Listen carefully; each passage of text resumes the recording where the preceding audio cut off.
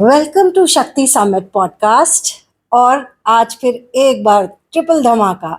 मेरे साथ हैं मोनिका और नीति, और हमेशा की तरह एक बर्निंग टॉपिक, बर्निंग तो नहीं कहूँगी बट हाँ, वेरी वेरी रेलेवेंट टॉपिक। क्योंकि आजकल जो हम आसपास देखते हैं कि ज़माना बदल गया है, बच्चों का बड़ा करने का तरीका बदल गया है।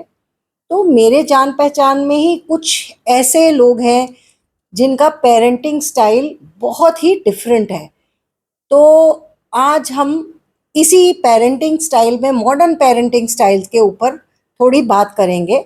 और क्योंकि नीति साइकोलॉजिस्ट हैं, तो वो हमारे को बता पाएंगी कि क्या ठीक है, क्या गलत है, या किस तरह का बैलेंस बना सकते हैं पेरेंट्स, ताकि बच्चे साइकोलॉजिकली और बैलेंस्ड हो। उनके कोई बहुत ज़्यादा आई वुड से कि एक्सट्रीम केसेस ना हो। तो देखते हैं, मैं बताती हूँ एक एग्जाम्पल के साथ कि मेरे एक जान पहचान में मेरी एक से बहुत छोटी फ्रेंड है। तो उनका जो स्टाइल है वो कुछ कुछ चीज़ों में बहुत पर्टिकुलर है, और कुछ कुछ चीज़ों में वो थोड़ी रिलैक्स्ड है। जैसे जब खाने की बात आती है तो वो काफ़ी पर्टिकुलर हो जाती हैं कि बच्चे को ऑर्गेनिक खाना ही देना है, या सिर्फ नेचुरल फूड्स देने हैं। वो फेरेक्स इन सब में बिलीव नहीं करती हैं। बट उसी तरफ कुछ कुछ चीज़ें, जैसे डायपर्स का इस्तेमाल कन्वीनियंस के लिए, या जब बाहर जाती हैं तो थोड़ी सी फ्लेक्सिबल हो जाती हैं कि चलो ठीक है, बाहर जा रहे हैं तो थोड़ा सा कन्वीनियंस भी देखनी चाहिए।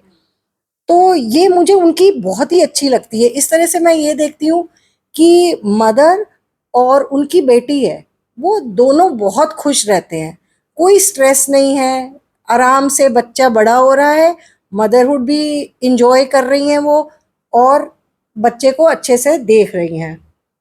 मोनिका, आपके कुछ जान पहचान में कोई अलग पेरेंटिंग स्टाइल? तो अपनी लाइफ टाइम में हम सभी लोग तरह तरह के पेरेंट्स से मिलते हैं, जुड़ते हैं, उनको देखते हैं। और मेरा थोड़ा यूनिक पर्सपेक्टिव इसलिए हो जाता है क्योंकि मैं खुद पेरेंट नहीं हूँ। तो मुझे दूसरों को ऑब्जर्व करना और मेरे लिए जजमेंट पास करना काफ़ी आसान हो जाता है। तो या इसको इस तरह से भी कह सकते हैं कि मेरे लिए ऑब्जेक्टिव होना बहुत आसान हो जाता है जब मैं किसी की पेरेंटिंग के स्टाइल को देखती हूँ। तो आजकल के टाइम में हेल्थ और फिटनेस और अपीयरेंस इस पर बड़ा फोकस हो गया है। और मैं कुछ पेरेंट्स को ऐसा देखती हूँ कि वो क्या करते हैं कि बस कहीं मेरा बच्चा मोटा ना हो जाए, कहीं मेरा बच्चा जो है वो अनफिट ना हो जाए, कहीं मेरा बच्चा अजीब ना दिखाई दे। कि तो ऐसे पेरेंट्स जो हैं, वो एक टर्म है आमंड पेरेंट, किसी आमंड मॉम। वो कोई किसी टिकटॉक वीडियो में या इसी में उसमें उसकी बेटी कह रही मुझे भूख लग रही है, तो उसने कहा अरे अभी तुमने थोड़ा एक बादाम खाया था, चलो ठीक है एक बादाम और खा लो, और देर तक जब चबा चबा के खाना, और फिर उसके बाद उसको निगलना, जिससे कि कहीं तुम्हारे मतलब वजन ना बढ़ जाए। तो सोचिए, तो एक तरफ ये इस तरह की माँ है या इस तरह के पेरेंट्स हैं जो बच्चों के खाने को बहुत ज्यादा कंट्रोल करते हैं। और इसी का जो मेल काउंटर पार्ट बोला जाता है वो एप्पल डैड बोला जाता है, कि वो क्या करता है कि वो एप्पल वॉच डैड। तो वो उसने एप्पल वॉच पे इतने स्टेप्स चले, इतने किलोमीटर्स हो गए, तुम्हारा हार्ट रेट ये हुआ, तुम्हारा ये हुआ, विद द चिल्ड्रन। सो एक पेरेंट है जो बहुत ज्यादा उनके वाइटल्स को मॉनिटर कर रहा है, और दूसरा पेरेंट है जो उनके इनटेक को बहुत मॉनिटर कर रहा है। तो अगर ये बहुत मॉडरेशन में हो तो बड़ी आसान सी बात है कि भाई हेल्थ फोकस्ड हैं पेरेंट्स। लेकिन when it is carried too far, तो फिर ये ऑब्सेशन और एक अलग तरह की डिस्कम्फर्ट, और आई डोंट नो नीति, आप बाद में इसके बारे में बात करिएगा कि इसका बच्चों पर साइकोलॉजिकल असर क्या हो सकता है। इसके अलावा मैं एक और शेयर करूं। हाँ बिल्कुल बिल्कुल। जो मुझे पसंद है, या अगर मैं पेरेंट होती तो इस तरह का पेरेंट होना पसंद करती, वो उसका टर्म है लाइट हाउस पेरेंटिंग। ओके। ये तो लाइट हाउस पेरेंटिंग है, जैसे एक लाइट हाउस लगा हुआ होता है और सारी शिप्स जो हैं उसको देखकर अपना डायरेक्शन कंट्रोल करती हैं, ऐसे पेरेंट का काम है एक एक बड़ा ज्ञानी प्राणी जो अपनी रोशनी बिखेर रहा है, और बच्चे जो हैं उनको देखकर सीख रहे हैं कि you are being the person you want your child to become eventually. तो वो उस तरह का गाइडिंग लाइट की तरह से आप काम कर रहे हैं, इंटरफियर नहीं कर रहे हैं, कंट्रोल नहीं कर रहे हैं। तो मुझे लाइट हाउस पेरेंटिंग का कॉन्सेप्ट अच्छा लगा। और ये जो एप्पल वॉच पेरेंट या आमंड मॉम वाला तो डरावना ही लगा, सच बताऊं। आप सही बोल रहे हैं मोनिका। मैं एक और एग्जाम्पल देती हूँ जी। कि मैंने तो ऐसे पेरेंट्स देखे हैं जो बहुत ही इंटेंस पेरेंटिंग स्टाइल है उनका, वो बिल्कुल टी तक फॉलो करते हैं। कोई उनको डॉक्टर ने जैसे बता दिया कि आप जो है 5 मिनट तक अगर आपने टॉप फीड दे रहे हैं बच्चे को तो आपको 5 मिनट बॉटल उबालनी है, तो वो घड़ी देख करके 5 मिनट, मतलब डॉक्टर मेरे हिसाब से एक गाइड करते हैं कि अप्रोक्सीमेट टाइम है। बट मैंने ऐसे पेरेंट्स देखे हैं, मॉम्स देखी हैं जो एग्जैक्टली 5 मिनट से 1 सेकंड ऊपर नहीं और 1 सेकंड नीचे नहीं। तो ये जो है मुझे लगता है लकीर के फकीर वाली बात जो है वो आपका स्ट्रेस देती है वो आपको, और वो स्ट्रेस फिर आप बच्चों को भी पास ऑन करेंगे। अब जैसे दवाई की है, तो अगर डॉक्टर ने बोला है कि 6 घंटे में खानी है, तो अगर आप 6.25 घंटे में दे देंगे या 6 घंटे 5 मिनट में दे देंगे, तो मुझे नहीं लगता, अगर एक बारी ऐसा हो जाता है तो मुझे नहीं लगता कि इतना उसमें स्ट्रेस लेने वाली बात है। कई पेरेंट्स बिल्कुल ही उसको जो डॉक्टर ने कह दिया उसको लास्ट लाइन बिल्कुल फॉलो करते हैं। तो ये अलग अलग पेरेंटिंग स्टाइल है और मुझे लगता है कि हो सकता है उनका अपना लॉजिक हो उसके पीछे, पर मेरे हिसाब से ये बहुत ही ज़्यादा स्ट्रेस को जनरेट करता है। और जब मदर से स्ट्रेस होती हैं तो वो स्ट्रेस ऑटोमेटिकली बच्चों में जाता है। तो नीति के पास चलते हैं और नीति से पूछते हैं कि हमने 4 parenting style, modern parenting styles को हमने आसपास अपने देखा है, हम उनसे आपको हमने शेयर किया। तो क्योंकि आपका साइकोलॉजी का बैकग्राउंड है तो चाहेंगे कि आप इनको ट्रेडिशनल या उनसे मिलते हैं या क्या सिमिलैरिटी है इनमें। तो थैंक यू दीपिका। मैं अपने दर्शकों को बताना चाहूँगी कि पेरेंटिंग स्टाइल्स साइकोलॉजी में एक फॉर्मल टर्म है, और जिन स्टाइल्स की हमने ये बात की आज, जैसे मोनिका आपने बोला एप्पल वॉच, आलमंड, एंड आपने बात किया इंटेंसिव एंड लाइट हाउस, तो इनको हम एग्जैक्टली पेरेंटिंग स्टाइल्स तो नहीं बोल सकते, बट ट्रेंड्स हैं। जैसे आपको याद होगा कुछ साल पहले हेलीकॉप्टर मॉम का कॉन्सेप्ट आया, तो वो इस तरह से विजुअल आइडिया के साथ ऐसा कॉन्सेप्ट देते हैं कि हमें समझ में आ जाए। But these are trends, and ये पेरेंटल सर्कमस्टांसेस और बिहेवियर्स जो हमारे सोसाइटी में चल रहे हैं उसके हिसाब से चढ़ते हैं और उतरते हैं। तो पहले मैं बात करूंगी कि पेरेंटिंग स्टाइल्स ट्रेडिशनली क्या होते हैं। सिंपल है, 4 होते हैं। एक होता है, मैं बहुत सिंपल तरीके से बताऊंगी ताकि सब समझ जाए। एक होता है परमिसिव, और उसका एग्जैक्ट ऑपोजिट होता है नेग्लिजेंट। तो आप टर्म से समझ सकते हैं। परमिसिव मतलब कि सपोज मेरा एक बच्चा है, वो जो करना चाहता है, जैसे करना चाहता है, सही गलत, मैं उसे कभी रोकती टोकती नहीं, और जो वो मांगता है मैं उसे दे देती हूँ, और जो वो मेरे साथ कम्युनिकेशन अपनी डिमांड रखता है, मैं बस अगर मैं इसे एक विजुअल टर्म नाम देना चाहूँगी तो वो होगा the yes yes yes okay, right. हाँ तो ये बिल्कुल। इससे वो एक टर्म भी है ना, फीरल चिल्ड्रन, जंगली बच्चे।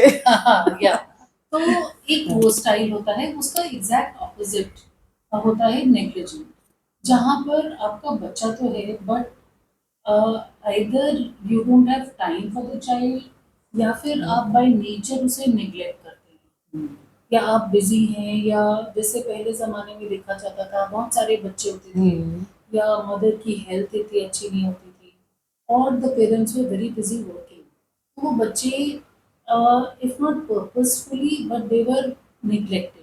तो नेग्लिजेंट पेरेंटिंग स्टाइल में क्या होता है कि बच्चे को पेरेंट्स के साथ इंटरेक्शन के अपॉर्चुनिटीज बहुत रेयरली मिलती हैं। अच्छा। तो एज अ रिजल्ट उनका कम्युनिकेशन रिस्ट्रिक्टेड होता है, और उनका इमोशनल अटैचमेंट थोड़ा गड़बड़ हो जाता है।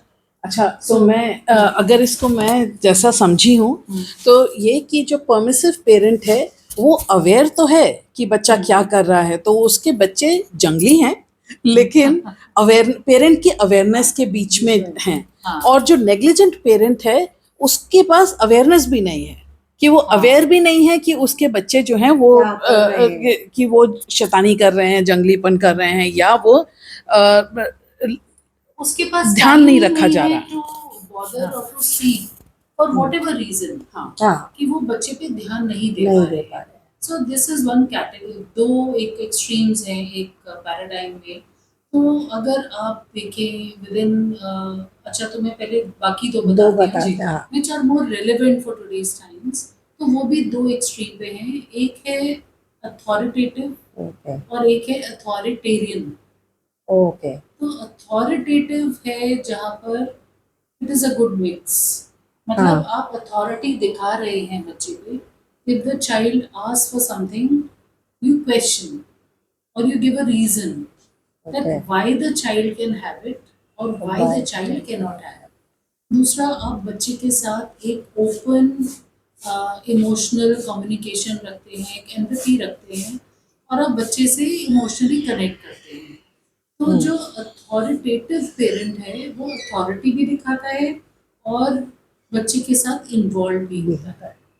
एंड द अदर तो एक्सट्रीम, क्या ये कुछ कुछ सिमिलर होगा लाइट हाउस पेरेंट जो मोनिका Yes, ने exactly, जिक्र yes. किया, तो okay So lighthouse parenting will fall in that category.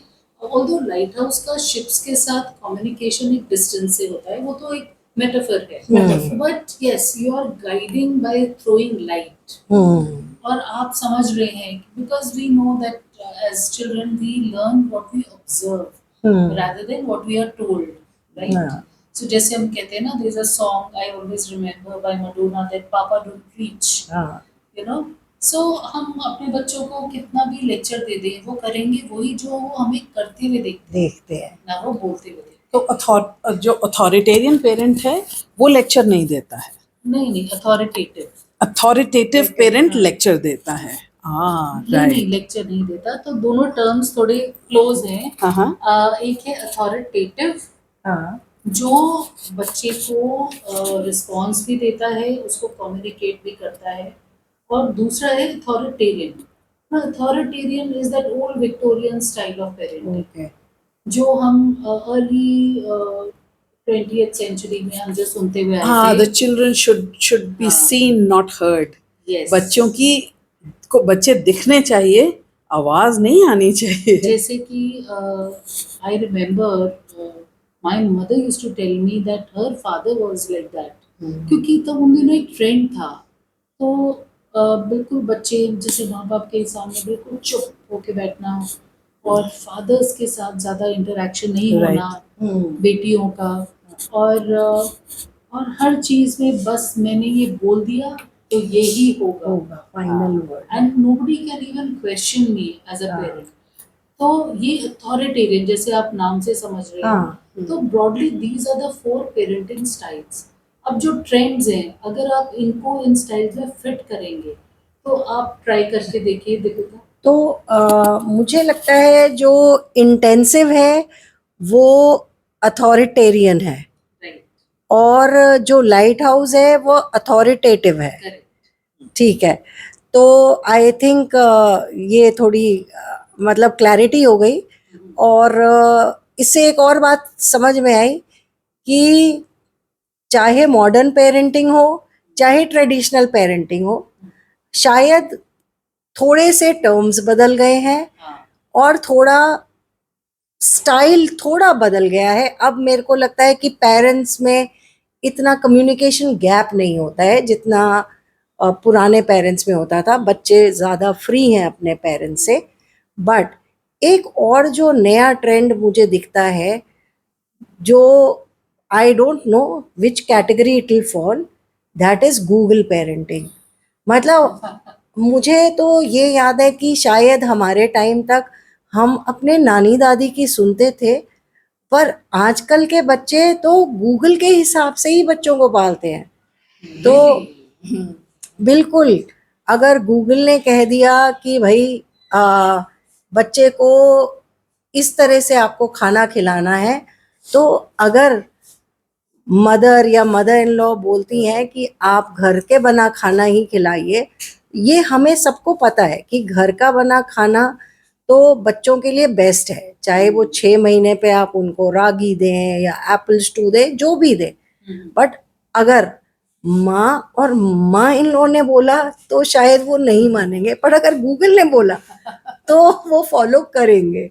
क्यों, आपको क्या लगता है मोनिका, कभी आपने ऐसा कुछ देखा है कि ये तो इस समय सच में ये बात सही है, लेकिन ये जो गूगल पेरेंट्स हैं ना, जब इनके बच्चे थोड़े बड़े होते हैं और वो भी गूगल देख पाते हैं, तब बहुत मजा आता है। तो Google parenting and Google being a child, so that is a clash.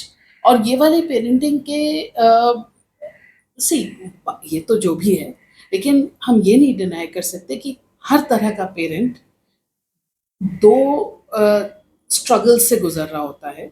एक तो ये कि उसके इंटेंशन अपने बच्चे को लेके बहुत अच्छे होते हैं, हाँ, दूसरा उस पेरेंट की जिंदगी में कुछ चल रहा है जो जो उसका एक पैरेलल स्ट्रगल है। भाई पैसे कमाने हैं, जिंदा रहना है, उस नन्ही जान को का भी देखभाल करनी है, घर परिवार के साथ आपको अपने रिलेशनशिप्स को बनाना है।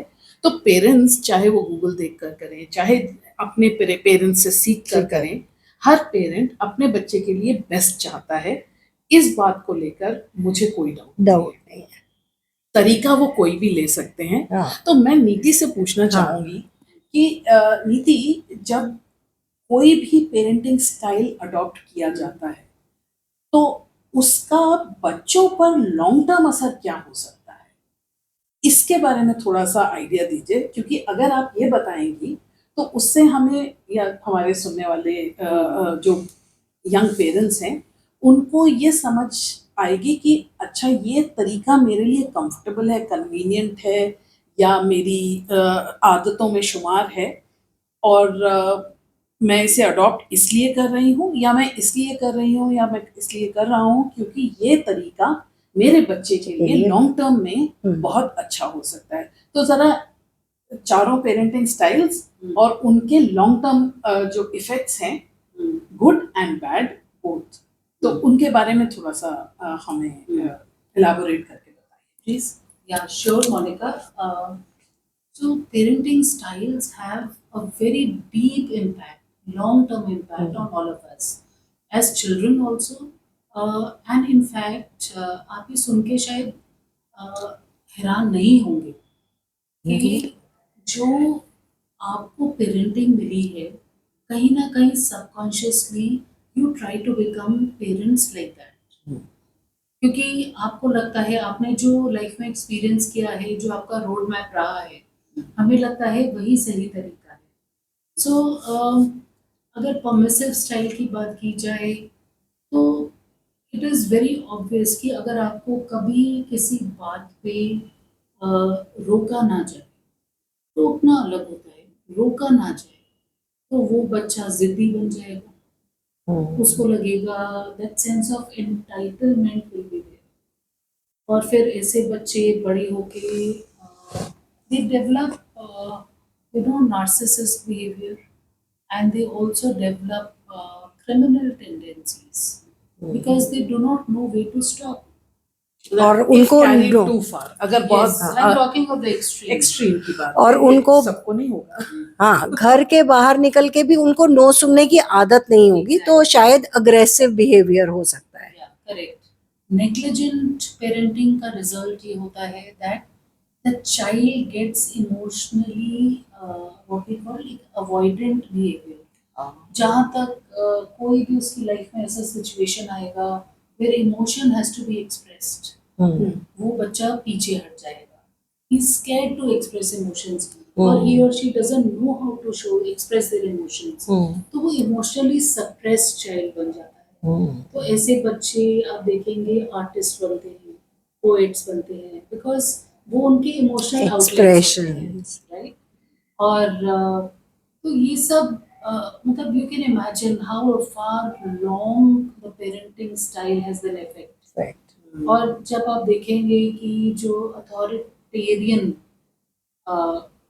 जो पेरेंटिंग स्टाइल है, जहाँ आपके माँ बाप बिल्कुल आपको चुप करा के, जैसे कि हाँ, थम of like rule of thumb plus, जैसे एक तरह से इनविजिबल रस्सी बांध रखी है आपके हाथ पैरों में, हाँ. मुंह बंद कर रखे हैं, तो आप इतने ज्यादा सप्रेस हो जाते हैं, you become angry individuals and you also tend to become rebels. That's what ऐसे लोग यू नो, या I would say they become rebels, they become leaders, or they become, they also resort to violence because they have experienced a kind of an emotional violence. तो वो ऐसे लोग terrorists भी बनते हैं, when you are totally suppressed. Okay. जहाँ तो आपको अपना एक्सप्रेशन निकालने का कोई भी चैनल नहीं है, और जब आप फ्री होते हैं, आप एडल्ट बन जाते हैं, so you tend to take it out there. So, कहीं पर ये तो मुझे लगा कि जो कल्चर्स बहुत सप्रेसिव होते हैं, बहुत अथॉरिटेरियन होते हैं, तो उन कल्चर्स में extreme behavior नजर आता है. Because see, you can see now that directly that is the result of parenting style. And authoritative जो style है, which is a balanced style, that is what leads to normal individuals. Because आप communicate करते हैं parents के साथ, तो आप ये समझते हैं कि okay, if I have something to say, I can speak to people around me. Plus आपको you have been brought up in a controlled environment which is also balanced by a give and take. और आपको एक emotional touch मिलता है, आपको logic मिलता है कि आपको क्यों ये चीज़ मिलेगी, क्यों नहीं मिलेगी. So such individuals grow up to be normal, responsible citizens, loving and caring life partners, individuals. They understand responsibility. तो वो emotionally balanced individuals बनते हैं. Okay. So, thanks, Neeti. I think that was very insightful.